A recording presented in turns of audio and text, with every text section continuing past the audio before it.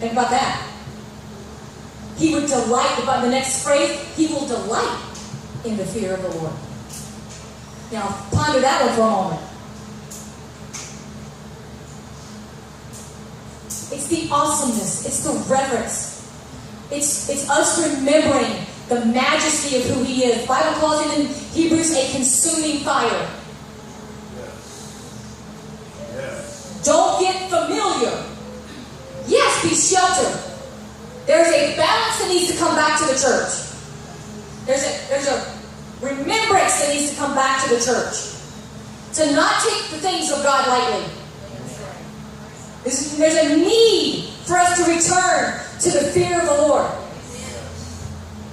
And as He comes back in the days ahead to us as the Most High God. That's what it says there in Daniel. Somebody look that up. Daniel 2. Oh, never mind. I already put that in my notes. Hallelujah. Then Daniel returned to his house and explained the matter to his friends Hananiah, Mishael, and Azariah. He urged them to plead for mercy from the God of heaven concerning this mystery. This is when he was talking about the dreams and he needed to interpret it. Concerning this mystery, that he and his friends might not be executed with the rest of the wise men of Babylon. During the night, the mystery was revealed to Daniel in a vision. Then he praised the God of heaven. And he goes on to say later, but there is a God in heaven who reveals mysteries. He has shown King Nebuchadnezzar what will happen in the days to come. Your dream and the visions passed through your mind as you were lying there in bed are these. And then he goes on to say it. There is a passage somewhere, I don't know, I was reading Daniel, the Lord had me go back to Daniel this week. I don't know if it was there. It may be there. I know it was the first dream that he was, because he was talking about, him being a tree and how it was going to be cut down. And he was talking about the fear of the Lord. And that people would know again that God isn't someone who's far off, but that He's aware, He's intimately involved. Sometimes, Lord, it comes like He did in this passage, and He was showing Himself as the man who, the God Most High, the one who is aware of the affairs going on in the world. He rules in the affairs of men. Let us return to stewarding well the fear of the Lord. Oh, that's what it was. And are you stewarding well the mystery of dreams and visions? That's why I had that written down. Sorry. So when God gives you dreams and visions, are you stewarding them well? Are you writing them down? Reach out to me if you're having a hard time with a dream and you ask the Lord and you don't know. The Lord helps me in understanding that. I've taken a dream course. I've been in the Lord. I've taken courses. So I practice that all the time. Sometimes it takes me a little while, depending on the depth of it. I had to steward one yesterday. And so I got up, I got alone with the Lord, I began to write down the details of the dream. Get up and do it first thing in the morning. Do not wait on that. You'll forget it if you don't. Have a dream journal. Steward your dreams by writing them down. Spend time in the presence of the Lord and ask Him to reveal to you. One of God's languages is the dream language. Dreams are very symbolic. Most of the time they're not literal.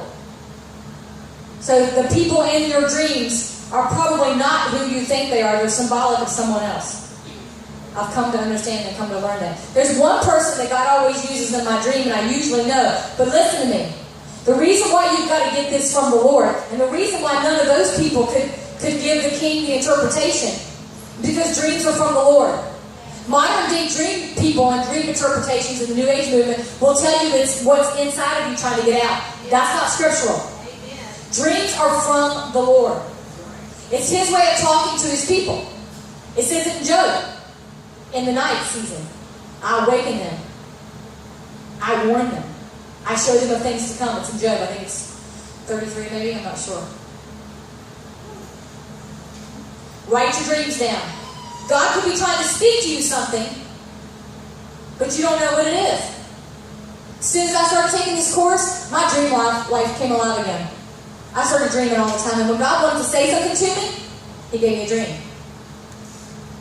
Because the Bible says in Proverbs, it's the glory of a king. It's the glory of God to conceal a matter, but it's the glory of a king to search it out. So He conceals things. And then we search it out. Oh, There's that word again. It's the glory of God to conceal a matter, but it's the glory of a king to search it out. What have we been talking about? We're kings and priests. We're a royal priesthood, a holy nation. We're a peculiar people. Set apart for the service of our God. So write your dreams down. Ask the Lord to begin to show you. If you want to take the same course I did, it's Doug Addison, DougAddison.com. It's usually not very expensive. His stuff's pretty reasonable. He's an incredible prophet that God uses. He's interpreted thousands and thousands and thousands and thousands of dreams. And I took his course several years ago, and the Lord led me recently. I believe during one of my times of being alone with him, you need to refresh yourself with that material. So I went back and got into the material, which is online, and I went over the course two more times. And as soon as I did, that's why we've got to steward well what God gives us.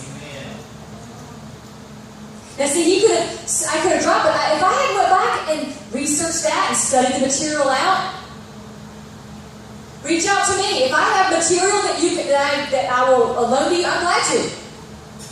Okay? I'm not going to share the course with you, and I'll tell you why.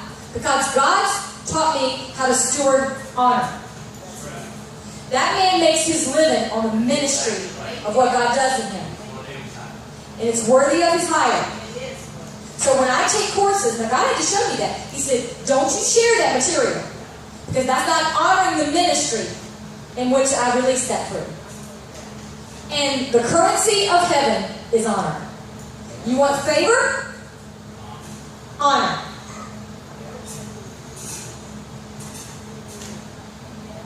Are you stewarding well the mysteries of prayer? The Bible says in Jeremiah 33:3, a very familiar passage, call to me and I will answer you, and show you great and mighty things, fenced in and hidden, which you do not know. Do not distinguish and recognize and have knowledge of and understanding of. Wow. So that tells us that we enter into a time of prayer that He will reveal the secret things, the hidden things that are fenced in. Call to me and I'll answer you. And I'll show you the hidden things, the mysteries. This is a time for the mysteries to be sought out, and you do that in prayer. Jeremiah 33:3. Philippians 4:6-7. Do not fret or have any anxiety about anything, but in every circumstance and in everything by prayer and petition, definite requests, get specific with God, with thanksgiving, always be thankful, continue to make your wants known to God. And God's peace shall be yours. That tranquil state of a soul assured of its salvation through Jesus Christ. And so fearing nothing from God and being content with its earthly lot of whatever sort that is, that peace which transcends all that understanding shall garrison. Woo! Guard, surround. It shall garrison and mount guard over your hearts and minds in Christ Jesus. Because your heart and your mind is connected. That's why he said, as you think in your heart, so you are. And many people, my spiritual mother always says that we have brains everywhere. You have brains here, you have a brain in your heart, according to Scripture. You have a brain in your belly. That's why sometimes when you have this really bad thing that happens, and it's right in your stomach. Some people, it'll hit because you have a brain. Spiritually. And so, oh, yes, Lord. So, when you're not thinking on things that are right and good and noble and just and true and faithful, and we wonder why there's a lot of things going on in the guts of our society, we're not thinking on the right things. We're meditating on things and thinking about things that we should not. Have you ever seen an increase of autoimmune? Issues of the gut? We're living in a time where it's okay to think anything that people say. Just as long as it don't hurt nobody, right? Don't be conformed to the customs of this world, but be transformed by the renewing of your mind, so that you know what's pleasing to God. When you transform the way you think,